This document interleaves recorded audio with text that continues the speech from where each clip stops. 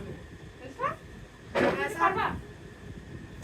না স্যার তুমি পারবা না, এটা মজা করো না আমরা, তোমার তুমি পারবা, আমি জানি তুমি চুপ করো মা, আমি জানি তুমি পারবা।